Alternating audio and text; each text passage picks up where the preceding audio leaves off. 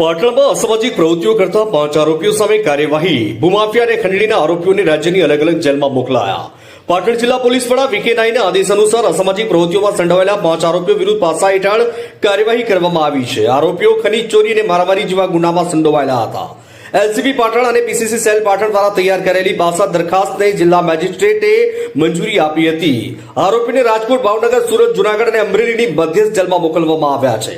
પકડાયેલા આરોપીઓમાં જાબીર હુસેન ગાંચી સામે 4 ગુનાઓ નોંધાયા છે, જેમને રાજકોટ જેલમાં મોકલાયા છે। ગુલામ રસૂલ ઉર્ફે ગુલ્લો ગાંચી સામે 7 ગુનાઓ નોંધાયેલ છે, જેમને સુરત જેલમાં મોકલાયા છે। અબ્દુલ કાદર ગાંચી સામે 4 ગુના નોંધાયા છે, જેમને અમરેલી જેલમાં મોકલાયા છે। અલ્તાફભાઈ ગુલામ રસૂલ ગાંચી સામે 1 ગુનો નોંધાયો છે, જેમને ભાવનગર જેલમાં મોકલાયા છે।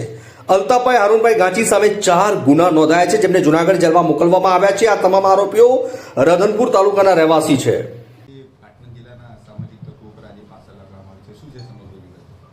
પાટણ જિલ્લામાં અસામાજિક તત્વો વિરુદ્ધ કાર્યવાહી કરવા માટે જે ઝુંબેશ ચાલેલી અને એના ભાગરૂપે એક યાદી તૈયાર કરવામાં આવી હતી અને યાદીમાંથી અમારી પાટણ એલસીબી પીઆઈ અને એમની ટીમે 5 લોકો વિરુદ્ધ પાસાની દરખાસ્ત મોકલી આપેલી।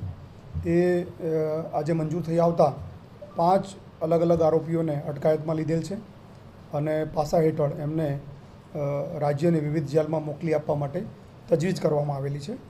આજે તત્વોને પકડવામાં આવ્યા છે, ભયજનક વ્યક્તિઓ છે અને એમણે અલગ અલગ ખાણ ખનીજ, મારામારી, 365 જેવા અલગ અલગ હેડના ગુનામાં એ આરોપીઓ છે।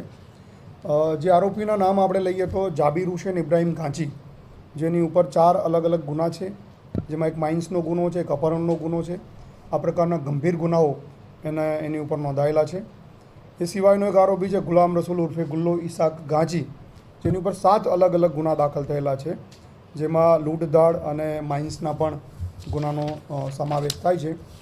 એ સિવાયનો એમનો આરોપી છે એક અબ્દુલ કાદર ઇબ્રાહીમ ગાંચી, એની ઉપર પણ 4 અલગ અલગ ગુના દાખલ થયેલા છે, એમાં પણ માઇન્સ અને 365 એટલે અપહરણનો ગુનો છે।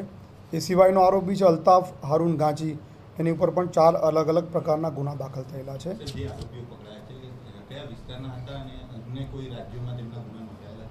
આ જે આરોપીઓ છે એ રાધનપુર વિસ્તારના છે અને રાધનપુરની આજુબાજુના વિસ્તારમાં એમના ગુના નોંધાયેલા છે। અન્ય રાજ્યોમાં કોઈ એમના ગુના નોંધાયેલા નથી। જે રાજ્યની અલગ અલગ જે જેલો છે એમાં રાજકોટ, સુરત, ભાવનગર, જૂનાગઢ અને અમરેલીની જેલોમાં તમામને અલગ અલગ જેલમાં મોકલી આપવા તજવીજ કરવામાં આવી રહી છે।